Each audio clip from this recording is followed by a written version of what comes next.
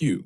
He'd slip out of the DJ booth and join them, playing the role of the unofficial mayor of Maston, phony politician to the core, shaking hands, slapping backs, pouring free drinks. But don't get it twisted, he didn't give a fuck about any of them. They were just marks, dollar signs, that free drink. Just bait to get you to buy 2 or 3 more. He had his connections too. Rick James, Buffalo native, was one of his closest friends, supposedly. He'd roll up in his Excalibur, park it right on the sidewalk. A flashing sign, super freak in the house. O.J. Simpson and his Bills teammates were regulars. Teddy Pendergrass, Sister Sledge. Yeah, big names came through.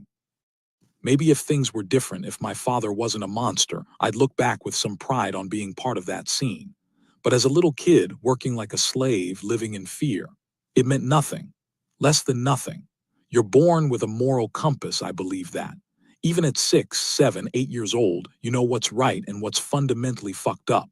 Living in that cyclone of terror and pain, you know deep down it doesn't have to be that way. That truth, it just sits there, a nagging splinter in your mind. You try to ignore it, push it down, but it's always there, throbbing beneath the surface as the days and nights blur into one long nightmare. Most nights, Scotland closed at 10 p.m. That's when our real work started. Cleaning, fishing bloody tampons out of overflowing toilets, airing out the weed smoke from the bathrooms, scraping gum off the rink floor, taking inventory, cleaning the concession stand grease traps. Midnight would roll around and we'd be half dead, collapsing onto the office sofa. Mom would tuck us in under a blanket, my brother and me head to foot, while the bass from the vermilion room upstairs shook the ceiling. But her night wasn't over. She was still on the clock. Trunnies would have her working the door at the bar or running downstairs to the basement to fetch more liquor like a mule.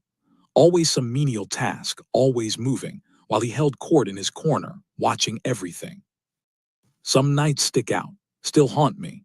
Like the night Mom walked into the bar unexpectedly and found Dad sweet talking some young woman, one of his known prostitutes he ran across the border to Canada. Yeah, he pimped women out, used a cottage owned by a bank president as his pop-up brothel, got his loans approved easy that way. Mom knew who the girl was. Chapter 2. We landed in Brazil, Indiana with my grandparents. Small town, quiet, felt like we could finally breathe. And then Wilmoth Irving came into our lives. Wilmoth. He was the polar opposite of my father, met my mom when I was in 4th grade. He was a carpenter, a general contractor from Indianapolis. Easy smile, laid back. No violence in him, none of that coiled rage my father carried like a loaded gun. He was just there, stable. He gave my mom her smile back, a real one this time, not the terrified mask she used to wear. He made her stand taller, feel beautiful again. For me. He was the closest thing I ever had to a real father figure. Not the fake-ass sappy shit. He didn't coddle me, didn't tell me he loved me. But he showed up. He played basketball with me and my best friend Johnny Nichols. Taught me moves, defense, helped my jump shot. We spent holidays together. He gave us permission to exhale, to feel like maybe, just maybe, things could actually be okay. He even got down on one knee and asked my mom to marry him the summer before 8th grade. We were planning to move to Indianapolis with him. Looked like a fresh start, a real one. Then came December 26, 1989, the day after Christmas. Everything stopped. He'd spent Christmas Day with us. He had a basketball game in his men's league the next day, invited me to sub. I was hyped, packed my bag 2 days early. But that morning, he said I couldn't come. Gonna keep you back here this time, little David, he said. I was bummed, but you didn't question adults, not after where I came from. We watched him back out of the carport, gave us that crisp wave of his and drove off. Last time we ever saw him alive. He played his game, drove home alone to his place, the house with the white lions he always called it, pulled into the garage, never closed the door. They were waiting, staked him out for hours, shot him 5 times in the chest as he got out of his car. Then stood over him and put one right between his eyes, execution style. His father found him the next morning. Wilmoth was 43. My grandmother got the call. I saw her face, knew it was bad. She motioned me over, broke the news. My first thought, my mom. He was her savior, her ticket out of the darkness we'd lived in. She was finally starting to open up, to believe again. What would this do to her? Would God ever give her a fucking break? Rage just exploded inside me. I punched the refrigerator, left a dent. Still there, probably. We drove to find Mom. She was already frantic, hadn't heard from him. She called his house just as we arrived. A detective answered, confusion on her face. My grandmother took the phone, sat her down, denial first. Wilmoth was a prankster, maybe it was a sick joke. Then she remembered. He'd been shot 2 months earlier, grazed. Told her it wasn't meant for him, some mistake. She'd buried it, believed him. Now, the truth hit her like a freight train. He had a secret life one she knew nothing about. Police never found out why. Shady business deal. Drug deal gone bad. Didn't matter. He was gone. She packed a bag, included a funeral dress, still numb. We got to his house. Yellow police tape everywhere like some fucked up Christmas ribbon. My mom ducked under it. I followed. Glanced towards the garage. Saw the pool of his blood, cold on the concrete floor. I was 14, walking through an active murder scene. Nobody, not Mom, not his family, not the cops seemed to notice or care. Just another piece of the fucked up scenery. They let Mom stay in his house that night. Can you believe that shit? Her brother-in-law stayed too, armed in case the killers came back. Me.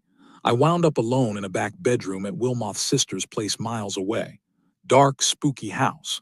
Old cabinet TV, 13 channels, only 3 came in clear through the static. Local news ran the same damn footage on a loop every 30 minutes. Mom and me ducking under the police tape. Wilmoth being wheeled out on a gurney, sheet over his body. Horror show. Sat there all night alone, watching it over and over. My mind just skipping, stuck in the darkness. The past was bleak, the future just got blown the fuck up. No escape, just this choking reality. Fear filled the room and I couldn't stop watching, couldn't stop feeding it. We buried Wilmoth. New Year came. Went back to school in Brazil, still grieving, head spinning. Mom was a ghost, emotionally vacant again. Like all the old pain just swallowed her whole. She hadn't even cried yet. School was supposed to be normal, but how could anything be normal? That first bus ride back, this memory I'd buried flooded back. A year before, sitting in my usual spot over the back wheel. Bus pulls up to school. Cute little kid, maybe 6 years old, runs towards the bus, platter of cookies in his hands for the driver. Driver doesn't see him. Bus jerks forward. Saw the mom's face twist in horror before the impact. Blood splattered my window. Her scream, primal animal, pulling her own hair out. Sirens. Later, walking off the bus, morbid curiosity pulled my eyes under the carriage. Saw the kid, head flat like paper. Brains and blood mixed with oil on the asphalt. I hadn't thought about it for a year. Wilmoth's death dug it up. Now it was all I could think about. Death tragedy piling up, ready to swallow me whole. Nothing mattered. Sleep, forget it. Mom slept in her armchair, TV blasting or a book in her hands. I'd try my bed, wake up curled in a ball on the floor every night. Eventually, I just gave up. Slept on the floor. Figured if I could find comfort at the bottom, there was nowhere left to fall. We needed a fresh start, even without Wilmoth. Moved to Indianapolis anyway. Mom got me into Cathedral High private prep school, cheated on the entry exam naturally, got put in all AP classes, made the freshman basketball team, started point guard on one of the best teams in the state. Confidence boost, right? Wrong. It was fool's gold because I knew I was a fraud academically. Plus, it cost too much. After 1 year, Mom pulled the plug. Sophomore year, North Central High. Public school, 4,000 kids, majority black. Showed up first day looking like some preppy white kid. Tight jeans, collared shirt tucked into a braided belt. Got laughed at hard. Only thing that saved me, I could ball. That year became about being cool. Baggy clothes, hip-hop culture, hanging with gangbangers, skipping school. Mom came home one day, found me with 10 thugs, she called them, sitting around our table. Wasn't wrong. Few weeks later, packed us up, moved us back to Brazil, Indiana. Back to the sticks. Enrolled at Northview High the week of basketball tryouts. Walked into the cafeteria at lunch, place was packed. 1,200 kids, maybe 5 of them black. Last time they saw me, I looked like them, not anymore. I rolled in wearing pants 5 sizes too big, sagged low. Oversized Bulls jacket, backward hat cocked to the side. Music stopped. Every eye on me. Teacher, student, staff, staring like I was some alien creature, the first thug they'd ever seen up close. Needles scratching across the record. I strutted through like I didn't give a fuck, but I did. It was all a lie. Cocky entrance, brash attitude, but inside, insecure as hell. Going back there, it was tough. Buffalo was fire. Brazil was the incubator for my PTSD. Indy was supposed to be the escape. Made friends, found a style. Now back in Brazil, I looked different, but inside, same